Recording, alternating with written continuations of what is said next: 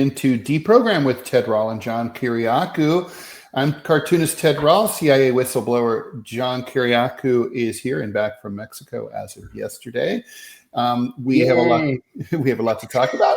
If it's Thursday, October 23rd, I know you're missing the tarantulas. So yeah, be a little. I dreamt about them last night. Did you? I did. I dreamt about them, like just grand. Have you ever seen that 1950s horror movie Tarantula? Yes, they become giant. And I even have a book on. It's a coffee table book on the history of horror movies, and it's in there. I remember seeing it as a kid on this is an old reference on UHF television, and it was just like, oh my god, like that is like, and I suffered from arachnophobia terribly, so it's like I still really hate them. I have to say. I think I told you they're gross and scary because they're like very hairy and they're very big, but they're way more afraid of us than we are of them. It's the scorpions that frighten me the most, because I killed 3 of them, and then there was the big brown one that we saw at the end as we were loading up our van. It was underneath one of our tarps, and the brown ones are smaller. The black ones are bigger. I killed 3 black ones, but the brown ones will kill you. Oh, are they? So I've never encountered scorpions. Are they fast? They're not as fast as tarantulas. So you can get them like with a shoe. Yeah. And their stinger lays flat unless it feels threatened, and then it sticks up like this. So the 3 that I killed were just kind of sitting there, and then I stomped them. But that brown one, he was ready to duke it out. My French uncle, was in the French Foreign Legion serving in Algeria. Woke up in the middle of the night, and there was a huge scorpion on his chest. So his buddy wakes up and sees it, and he's like, "Don't worry, I got you." And he takes his boot and smashes it on his chest so hard that it did kill the scorpion, but it also broke a couple of his ribs. And he was like, "You asshole." You know what? I would take the broken ribs. It's worth it. It's worth it. Yeah. Yeah. Those things scare the daylights out of me. Well, they're terrifying. On our first day in Mexico, and I'm sorry to not jump into the news, but our first day in Mexico, they gave us these like welcome swag bags. And it had like a water bottle in it and an umbrella for the sun.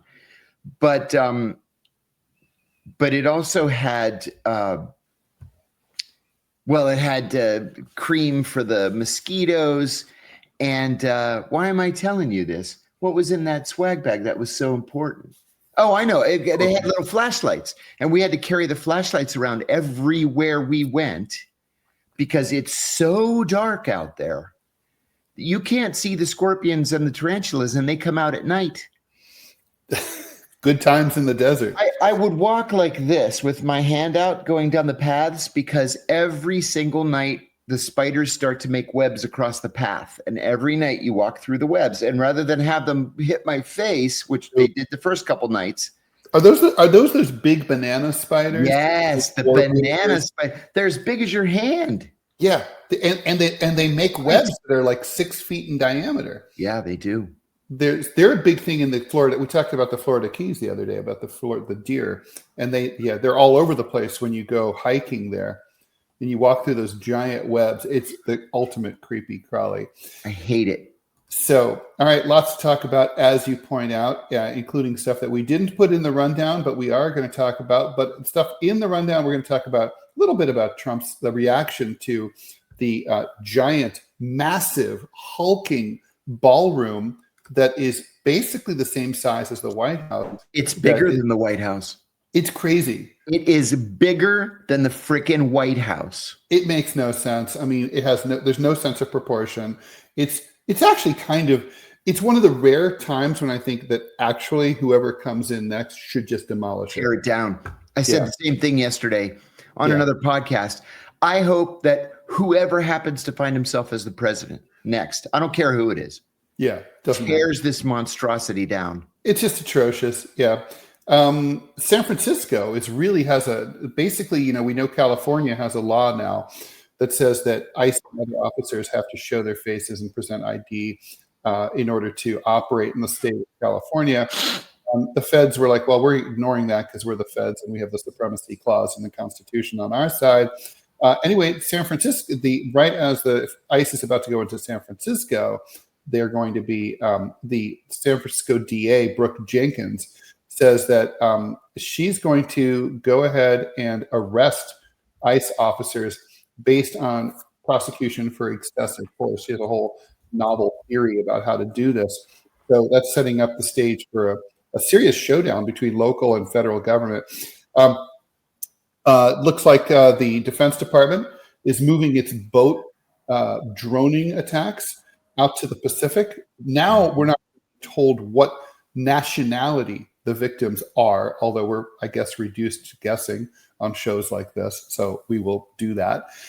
And, it was brought up that we forgot to talk about John Bolton. And, what's wrong with us? The walrus. And we should throw John Brennan into that too, because he was the House Judiciary Committee referred him to the Justice Department yesterday for prosecution. What first? Yeah, let's do Bolton and Brennan real quickly. Okay. And I'm of two minds here. That's actually not true.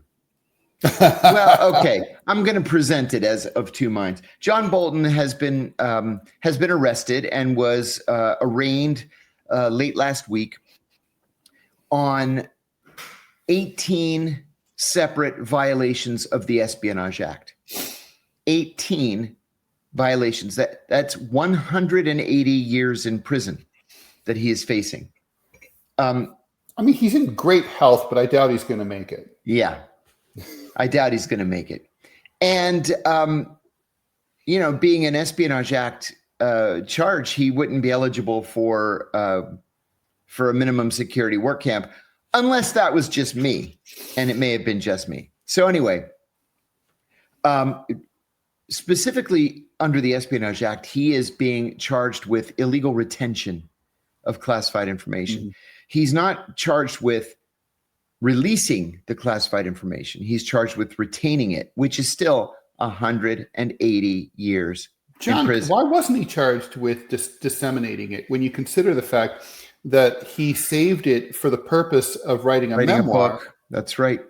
Because he argued that he was involved in negotiations with the Publications Review Board for 2 years, and that they finally approved the final version of the memoir that was released. Now, he made changes to the memoir after its approval. So you could argue that should be re-reviewed, but they went for the low-hanging fruit on this. The question is very simple. Did he have classified documents in his possession? Yes or no? And the answer is yes. Mm-hmm. The FBI found them and confiscated them. Now, the reason why I think that he's in real trouble, not Donald Trump fake made up trouble, is the U.S. attorney who's prosecuting him in the Federal District of Maryland is a Biden appointee, not a Trump appointee. And if this were political at all, there would have been no arrest and no charge in the first place. I mean, he really did have these documents in his house. He really was not allowed to have these documents in his house. And if I'm looking at it objectively and comparing it to previous cases over the last 20 years where people were charged with illegal retention of classified documents, I'm going to say he gets 2.5 years. Wow. Mm-hmm. And how old is Bolton? He's well into his 70s. He's got to be 76 or 78. I'm gonna look right now. Is there any? I know federal sentencing guidelines are basically like a Excel spreadsheet, and they're pretty strict. Yeah, he's 76. Is there any possibility that he can play the old man card? No, can't do it. Can he negotiate? Can he plead down? Can he negotiate and say, I'll tell you stuff you don't know if you... Yeah. My attorneys taught me that literally everything is open to negotiation. Literally everything. Except as we know from like whether or not you get sent to a camp versus a prison. Yeah. they make a promise that they might not decide, not necessarily. That's right. And whatever the final deal is has to be approved by the attorney general. And this attorney general is weak and can't make a decision like that on her own. And so she's going to bump it up to the president. Right. Well, I mean, being weak is that's a core feature as far as Trump is concerned. Thank you for the donation from Hefuso for the $1 and thank you. And the joke, come to beautiful Venezuela for our combat fishing adventure. Uh-huh. The fishing is bomb. Wah, wah, wah. I tell you, Ted, I've got another podcast, Deep Focus, we were talking about before we started. And I have a friend who is a PR person. And he asked me if I would interview this client of his. Well, it turns out the client is one of these guys who was arrested storming the beach in Venezuela. And I said, no, he's not a whistleblower.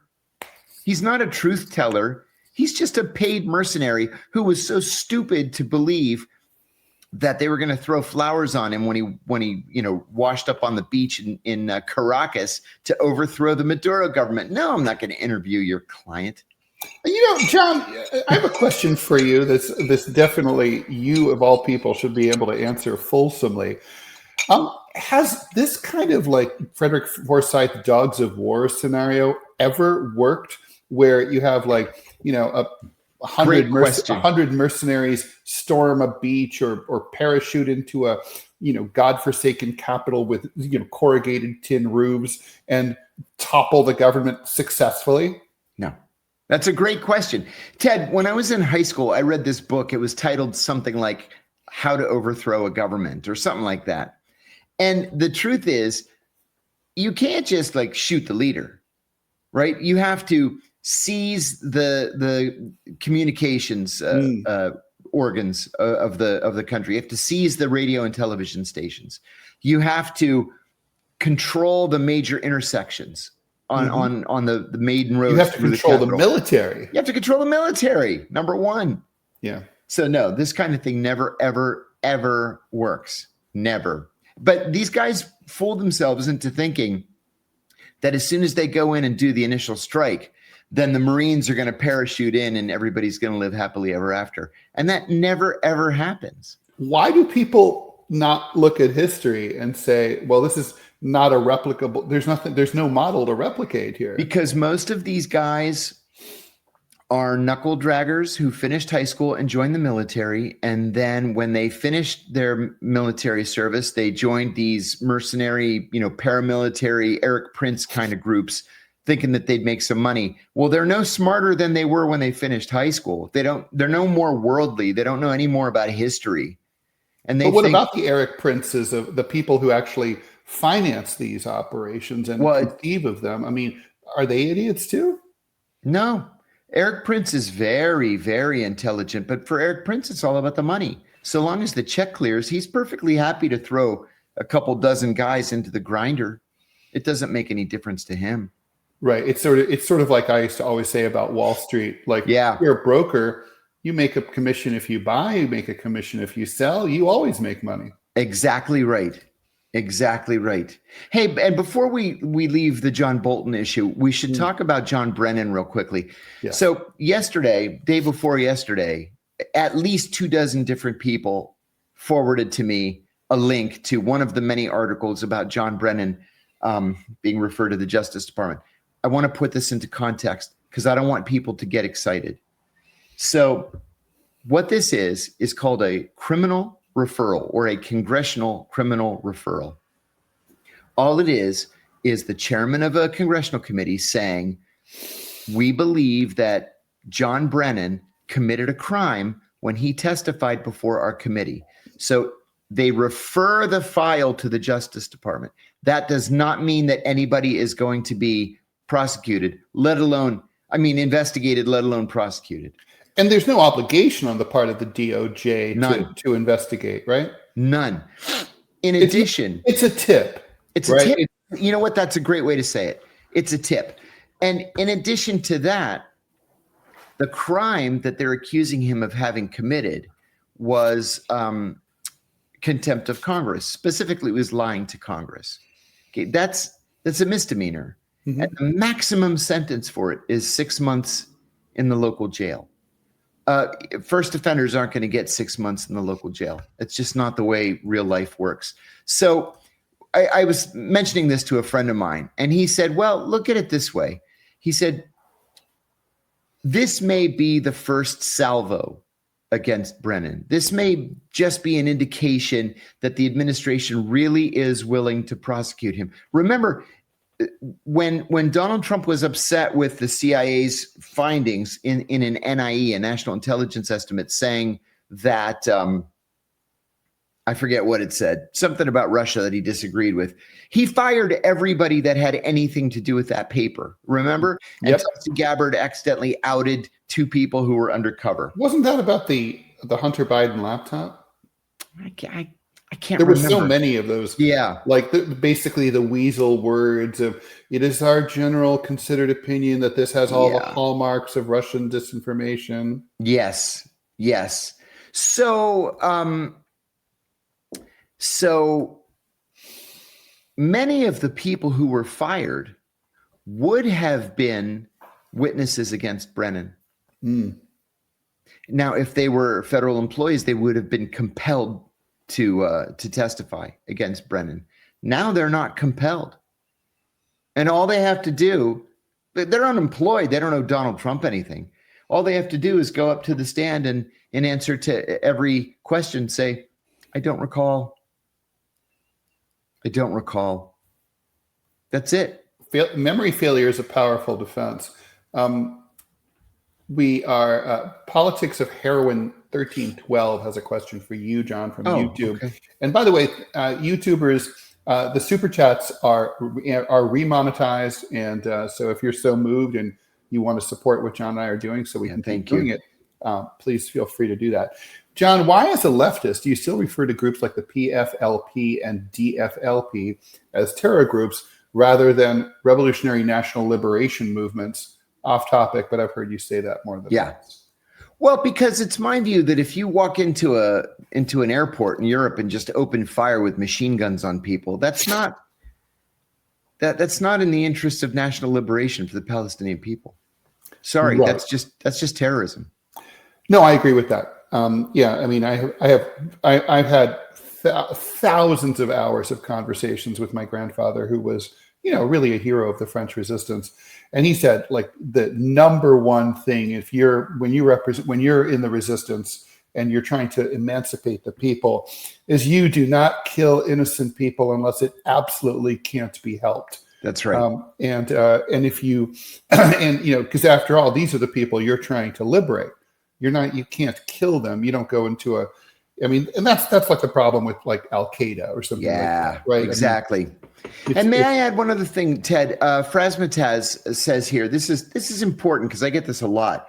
Question for John: did Brennan play a role in the creation of ISIS? I've heard that he is a practicing Muslim, which I always thought was maybe bogus. Someone says he's a Sufi.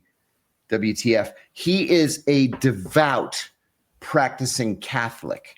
He goes to St. Herman's in Herndon, Virginia, every single Sunday. He is a devout Catholic. People on the far right have come up with this thing that he converted to Islam and he went to Mecca and he made the Hajj. No, all of it's a lie. I spoke at an event at a bookstore in New York, I don't know, a month and a half ago. A guy that I know wrote a book about Brennan and asked me to write the foreword. So I did. And then there was this event. And he had some comedian who also fancies himself as a right-wing commentator, sort of MC the thing. And the first thing that the guy said was, John Brennan, who has confessed to converting to radical Islam. It's like, no, what are you talking about? So the first thing I said was, I'm sorry to throw a wrench into this 5 seconds into the start of the event, but John Brennan is not a Muslim. He has never been a Muslim. He's a practicing Catholic. But even if he were a Muslim, who cares? Yeah, you don't confess. Listen, to becoming Muslim. There are are there over a billion? I mean, there's over a billion. Over a billion. The the chief of operations in the CIA's counterterrorism center, the guy who killed Osama bin Laden, he's a Muslim. What do people say about that? I worked for that guy for 8 years. He's not just a Muslim, he's a practicing Muslim. Who cares? Right. Well, I don't know how, the thing is, of course there are lies, right? And then there's lies that couldn't be true. That's one of them, right? I don't understand how lies that can't be true stick. That part, that's weird. Yeah. Yeah, that's right. Like, it's so outlandish. It's so ridiculous, though. Yep, couldn't agree more. So let me get back to Brennan for 1 second. Brennan may or may not be prosecuted on this minor contempt of Congress charge. I don't so much care. I want him to be prosecuted on a conspiracy charge because he conspired to deny the American people the right to elect a president. Yeah, that's true. That's a major crime. It was an attempted coup d'etat. I said that in a podcast. That's exactly what it was, Ted. That was an attempted coup d'etat. And it's really, truly disgusting. And incredibly dangerous. Yeah, and I'm sorry. I don't think you should be able to defend yourself with the lawyerly weasel words like, well, we said it was our considered opinion and, that kind of crap. I mean, they knew what they were doing and what they were saying. They buried all of that. It was like one of those 62-page Apple iOS renewal agreements that nobody reads when they click yes when they do their software update. They knew exactly what they were saying and what they were suggesting. And we know from the internal communications of that group, right, the 51, they were all talking to each other like, hey, Trump, we got to stop Trump no matter what. How could we do that? Hey, will you sign on to this letter? I'll sign on to it. I mean, that's what happened. We all know that's what happened. Yes.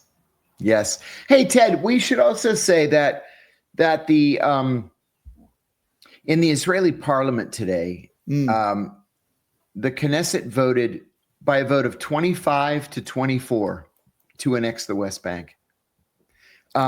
They did this just as Marco Rubio was leaving the country. They did this while J.D. Vance was still in the country. It's an incredibly provocative and dangerous thing to do. Even if they're just playing games, it could change the face of the conflict. So correct me if I'm wrong, but my understanding of the Israeli parliamentary system is that it's a unicameral system, right? So if a law passes, is this a resolution or a law? It's a law, but it was passed by committee. So now it goes to the entire 120 member body. So if that's passed, let's say, and who knows, then if the president were to sign off, then that's it. It becomes law. That's it. And it's one more step in the direction of Benjamin Netanyahu's greater Israel, which includes the southern third of Lebanon, the western quarter of Syria, Gaza, a third of Jordan, Gaza, the West Bank, and even a giant chunk of Saudi Arabia and the Sinai Peninsula. And a bit of the Sinai, right? All of the Sinai. Yeah. So, I mean, part of me, maybe I'm just overly optimistic. I've been guilty of that many times. Part of me thinks I kind of want them to do that because that will finally, once and for all, make Israel dead to everyone, and no one will ever look back. We'll cut them off, and we'll wash our hands of these fucking maniacs, and we'll support the Palestinians. I would look forward to that day. Yeah. Do you think I'm being overly optimistic? No. Okay. No, I don't. This is the thing about the Israelis, and especially about Netanyahu, is they just don't know when to stop. Mm-hmm. Yeah, it's their way. Yeah. They just go and go and go and go. They're like little Energizer bunnies. It's almost impressive, but it's also stupid. It is stupid. You got to know when to hold them, know when to fold them. That's it. We're rules to live by. What do you want to talk about next? The ballroom, San Francisco. Yeah, let's get the ballroom out of the way. I don't know why I'm so angry about this, but you and I were talking about it yesterday. This thing is bigger than the White House. So there are a couple of reasons why I'm angry about this. Number one, He literally tore down the East Wing of the White House. Yeah. Literally tore it down. It's in ruins, in with rubble no on the discussion nationally, right? This was never, I mean, this isn't something he talked about during the campaign. No. Or something that even like a month ago, he didn't like, have his people go out and go on CNN and Fox and say, hey, by the way, these are our plans for the White House. He just did it. No, he just did it. It's supposed to go through this historical preservation committee and all these different steps. Just tore it down. Tore it down 2 days after saying, we're not going to tear it down. He said, we're not going to touch it, is what he said. And it's literally in rubble on the ground now. Yeah, it literally looks like a dystopian movie where the White House is destroyed. It's been destroyed. It's bizarre. It is. And also for this purpose, right? Like if you need to massively increase, the square footage on the White House grounds for a ballroom? I mean, and what he did is he got all these rich campaign donors to pay for it. So there's no taxpayer money that's going to. It's completely privately funded. But it's still national property, right? That's the thing. It's national property. Congress never voted to do this. He just did it. Now, I think about previous controversies, right? I mean, like we've talked about, presidents have added swimming pools and bowling alleys and movie theaters to the White House. And very controversial, the Truman balcony. We take that completely for granted, but it wasn't there until Harry Truman. But, and I still have the button that says that was a pro-Dewey button that says Harry was screwy to build a balcony for Dewey because they thought that Dewey was going to win in 1948.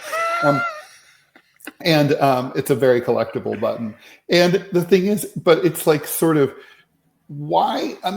But even when you consider that, I know from having read this that Harry Truman went to the American people, had reporters like briefed on exactly what the plans were, why they wanted to do it, why he and Bess Truman thought it was important.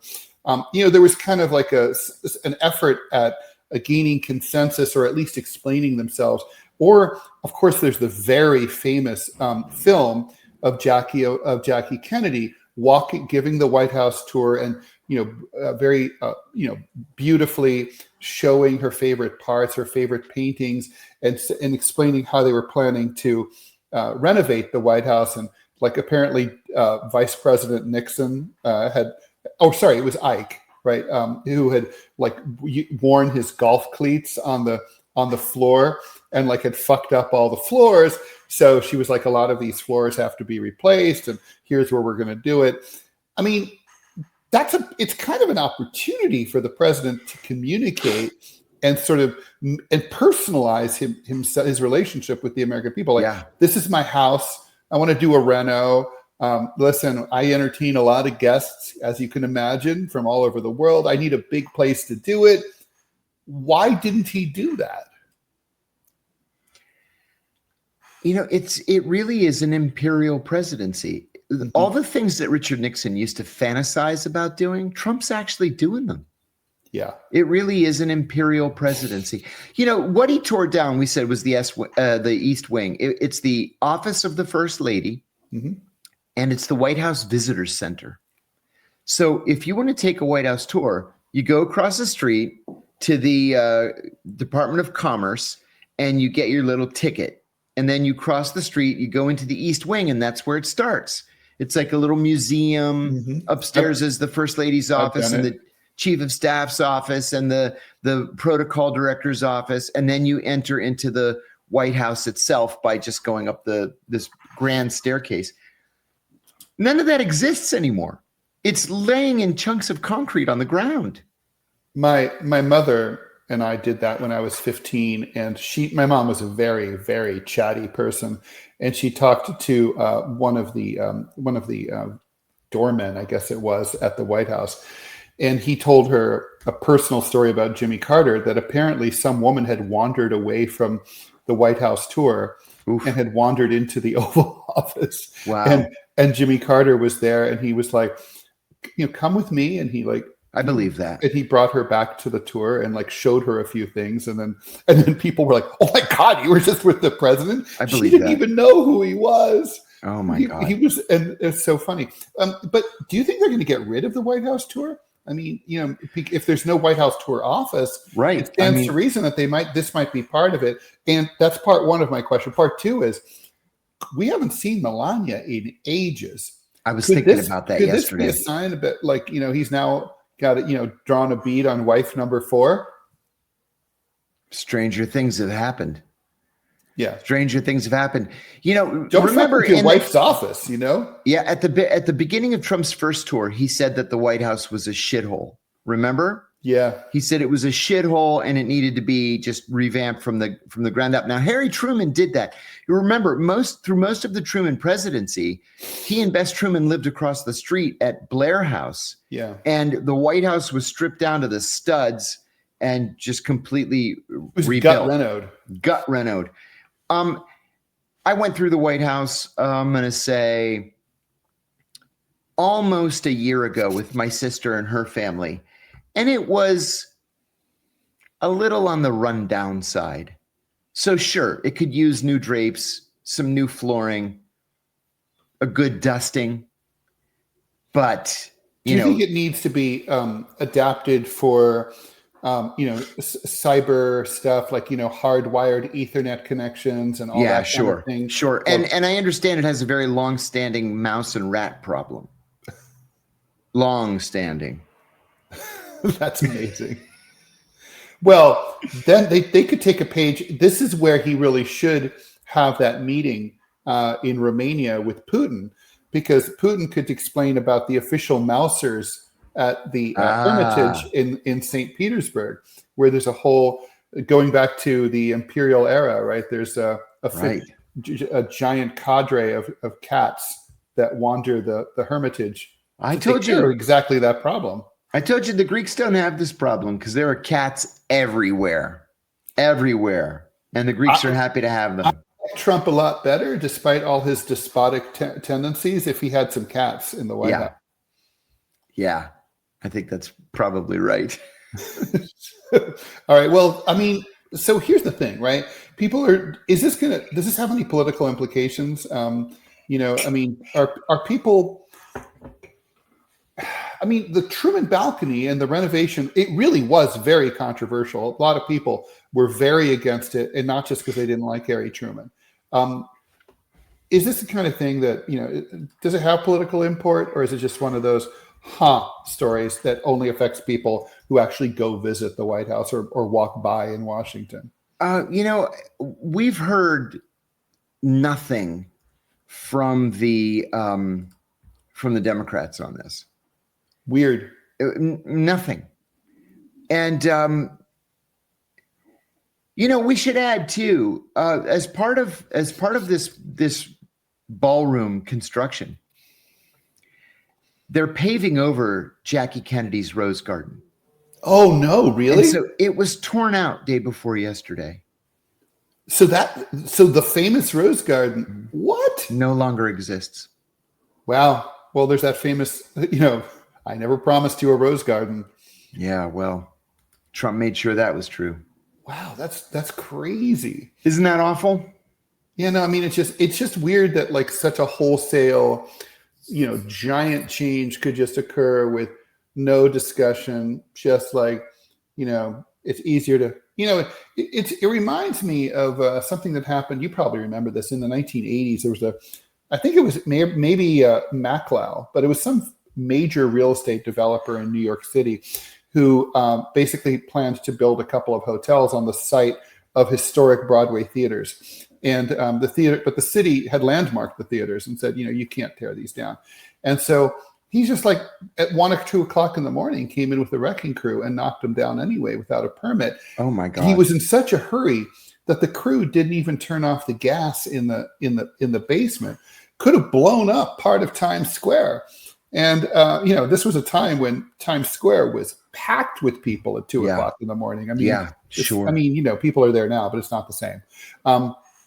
So it was just sort of, I mean, it reminds me of that kind of, or hell, when they were building Trump Tower, when they did it with illegal immigrants, with without filing for all the appropriate paperwork. They tore down a building there that was on the site, didn't get the city permits, no demolition permit. It's just sort of like, we do whatever the fuck we want, and then just like people live with the results afterwards. Just pay a fine. Yeah, it's like, that's it. Easier to, yeah, that's how it is. Like in my old stomping grounds in the Hamptons, like all the rich people, they just demolish like, dunes, even though you're not allowed to do that because they're like nesting for the plover and stuff like that. And they just pay a fine. It's like, it's better to do it that way. They should go to prison. Yeah, they should. This is where I kind of like really, I do see the advantages of like the Taliban. Like the Taliban had a problem with deforestation, between 96 and 2001 when they were in charge. And they were like, if they caught you cutting down a tree in town, they killed you. And that really, it put a dent in the problem. Oh my God. So, all right. Well, so what I do have to say, we do have to talk about the San Francisco situation, which I think is kind of just amazing. So the DA, so basically the Trump administration is about to surge ICE into San Francisco. By the way, they've now been making the busting moves in New York City. They showed up on Canal Street, which is sort of a low discount shopping area in Lower Manhattan, and there's always a lot of people selling counterfeit like Prada bags and stuff like that, or fake Gucci stuff. Anyway, that's always been the case. These days, it's like recent arrivals from Africa seem to have cornered that particular niche. Yes. And so they, they get supplied by the same usual people who supplied their predecessors. Nothing new here at all. Anyway, so the ICE showed up. They just basically arrested and detained everyone with very dark skin, including some U.S. citizens and green card holders, and then eventually let them go. They also arrested people. New Yorkers started throwing things at them and yelling at them and warning when they saw them pull up, saying, "Yo, ICE is here. You got to run away. Go home." And people were arrested for doing that, for impeding an investigation or an operation. I guess those charges won't stick because ultimately they let those people go. But now they're on their way to San Francisco. It's a very liberal city, very liberal, and to a fault. And the DA there says, we will arrest ICE officers if they show up here and they don't follow California law, which includes having to show their face and presenting ID upon request. Obviously, ICE isn't going to do that, right? So what could this showdown look like, John? Yeah, that's a good question. In the end, I think the feds are going to do whatever it is they please. I think it's absolutely wonderful that New York is standing up. I hope that Chicago and San Francisco and Portland also stand up. I will say, though, that it was probably a good thing for immigration to start on the Lower East Side that way, because, a lot of research has been done into who they're mostly Nigerian, I think, bootleg sellers, what they're doing. And a lot of them don't even realize that they're working for groups that support terrorism. I remember even 60 Minutes doing a story at least a decade ago, where if you buy from one of these Nigerians down on Canal Street, you buy a purse, you buy a DVD or a CD, it goes to them, from them to their bosses, from their bosses to the big guy, from the big guy to, ISIS or Al-Qaeda or whatever it was, Hezbollah. And so some of that money does really end up going to support terrorism. So it's probably the logical place to start. Scooping up Americans is unacceptable. So I'm glad that New York stood up. But in terms of the planning of the operation, I think immigration did it right by starting there. Interesting. I would have started in prisons and gotten rid of those people first, but but that wouldn't sate our desire for revenge. So true. But So DA Jenkins does not actually think that, say that, she wants San Francisco PD to arrest ICE, which obviously would involve armed conflict in the streets of San Francisco. Yeah. She said instead they would review footage of any beatings if they occur. Can you imagine? This is the world we live in, John. They're like, this is the New York Times. Local law enforcement could review camera footage of beatings if they occur and try to identify the agent involved. Then she said she would ask a judge to sign a warrant for the agent's arrest and seek to prosecute the agent in court. She said that she has not talked about this with other DAs around the country, but basically they could be sued for battery or excessive force, and basically that's the idea. Okay. Yeah. I can't even. I mean, it's so dystopian and bizarre. Yeah, it's crazy. It's crazy. You're right. I don't know, man. It is bizarre. And one of the things that's distressing to me is that we're getting silence from Congress. I mean, obviously, Congress isn't even in session. Yeah. Mike Johnson was sued day before yesterday by Representative-elect Grijalva from Arizona. He was sued by the Attorney General of Arizona because he refuses to seat her in Congress. Yeah. The Congress isn't in session. The Democrats don't need another member of Congress. Just to be clear here, many congressmen have been sworn in when Congress was not in session. Of course they have. It's not required or necessary. Yep. Of course they have. Just to reiterate, I think the Republicans are going to blink here. What do you think? I think the Republicans are going to blink. We're already the second longest shutdown in American history. We're coming right up on the longest shutdown in American history, which may be like today or tomorrow. It's soon, whatever it is. It is soon. People are starting to be increasingly pissed off. And November 1st is when the open enrollment period for most people who are in the Affordable Care Act get. You got your letter. You showed it yesterday on the air.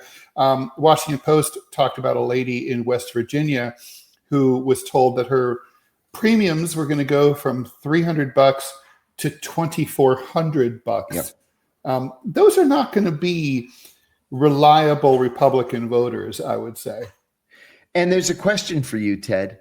From Frasmataz, would you ever vote for Curtis Sliwa? Would I ever is a big question. I like Curtis Sliwa. I've met him. I've talked to him. I think he's a good person. Mm-hmm. And, it's hard for... He likes cats. And we're on Team Cat together. I mean, he's more Team Cat than I am. 11 of them in a one-bedroom apartment. No, I think he's a great person. I think New York City would do well, but unfortunately, his politics are to the right of mine, and he's running as a real Republican, not as a sort of a Mike Bloomberg or Rudy Giuliani in 1993 Republican. Mm-hmm. So that to me is a huge problem. Not to mention, this is a vote that early voting begins on Saturday, and I'm going to be first in line to vote for Mamdani. I'm very excited. It's very rare for me to be able to be actually excited to vote for someone. Do I think he's going to, drape the city in, it's hammer and sickle bunting? Sadly, no. But it's still, it's going to really, it's an opportunity to send a big message to the system. That's great. Sliwa does not.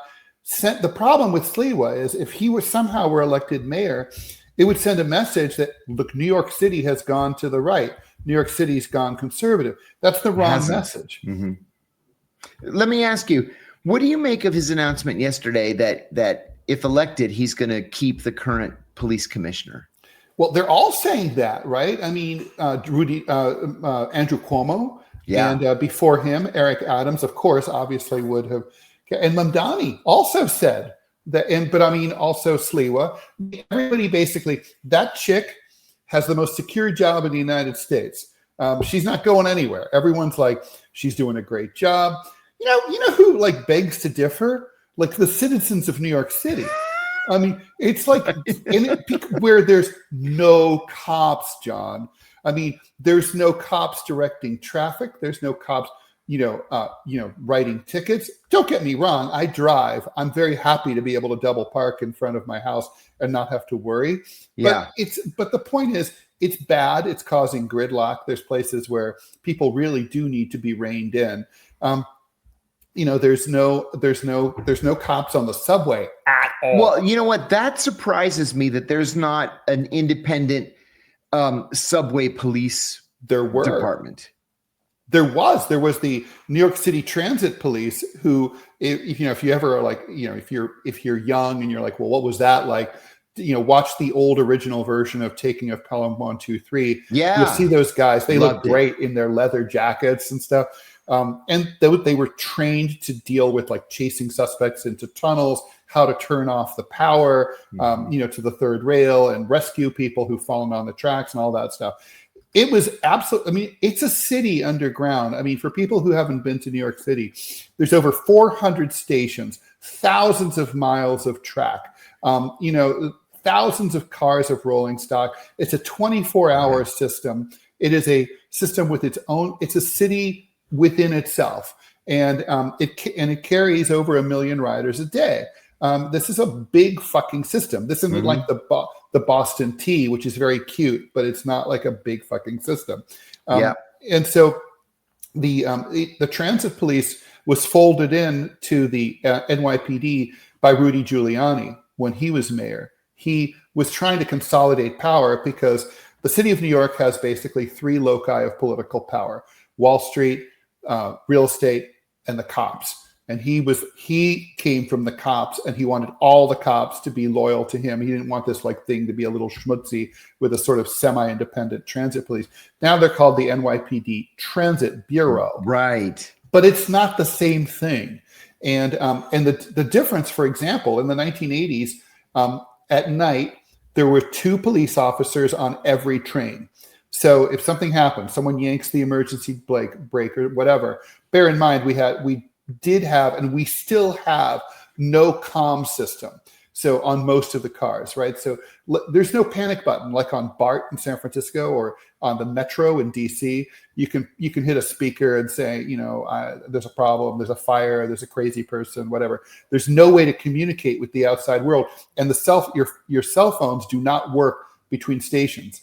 So like that, this all came up in the Danny Penny situation, right? Right. You're stuck in there.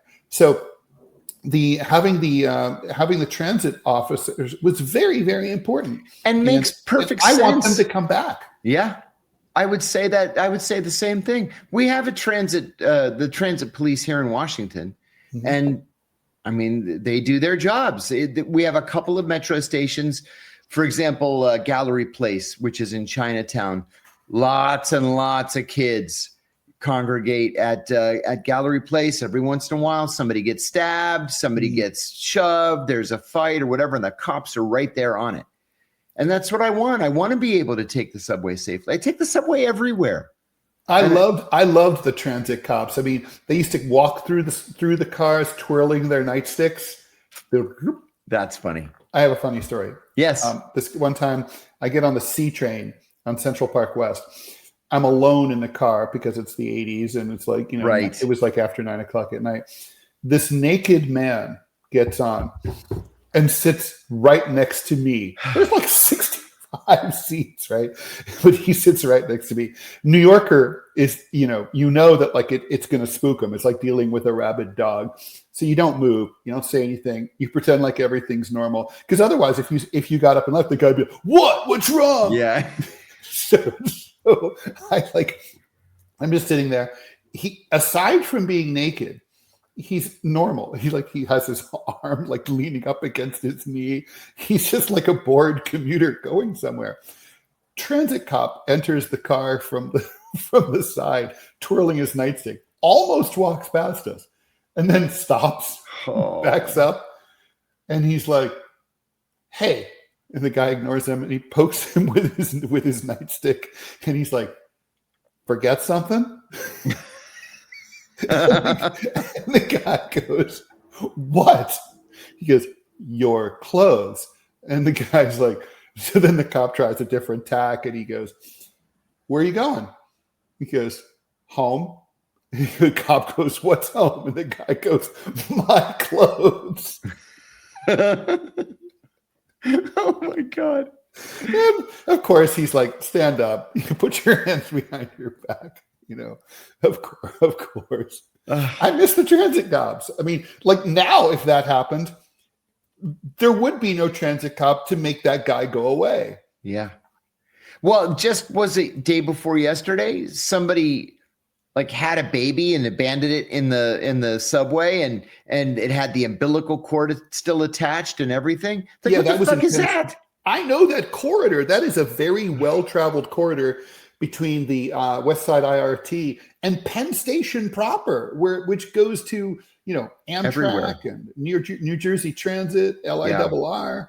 It's Metro North. It's crazy, and that it's like, what the fuck is going on? Unbelievable. So do we? Robbie had our producer had said he had some questions for us about immigration. So should we? Sure, we've got a couple minutes. Yeah, let's do it. Let's do it. And then we do still have to make some time for these boat attacks, but there's not much to talk about there. But here we go. This will be spicy. Hi, Let's y'all. hope so. Hey, what's up, Robbie? No, so I want y'all to change my mind about this. Y'all are both a lot smarter than I am. Y'all are both very educated. Y'all traveled the world. Me, I'm a dumb hick whose family tree goes straight up and has very few limbs. So I want to get y'all's thought process on this. All right. I don't understand. And Ted, I'm going to use your word. You talked about the liberals in San Francisco being a very liberal city. I don't understand why the population there wants to go out of its way to defend people who have no legal right to be there. And here's the preface for my argument. First, as a citizen of the country, the citizen should have the right to decide who gets to come to your country and who doesn't. We never had a referendum about how many people do we want to just allow to come to the country. The government just kind of threw open the gate, let them come in. Immigration has the effect of driving down wages. That's why Republicans like immigration. They want lower wages. Democrats will do the same thing. It's good for the donors, screws over the workers. So being that I am of the populist right, people's wages to me matter. The value of work matters. That has to mean something. So I don't understand, John, you talked about the problem that Greece is having, where they've kind of hollowed out the middle of the country. People are leaving the country because they can't get work. Mm-hmm. The same thing is happening here.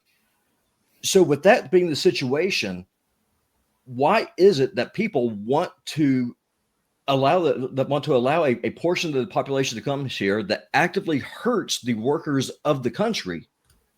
Why don't you want them deported? Why do you want these people here who are actively undermining your ability to, have a good paying job or have a house?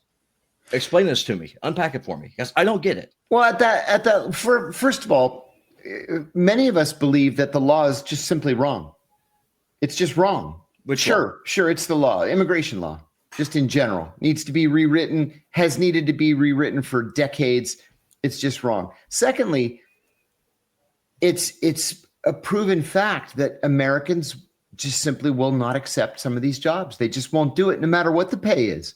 They're not going to go in the field for 16 hours a day and pick fruits and vegetables. I did. Well, then you're the guy. You're the one guy, because other Americans won't do it.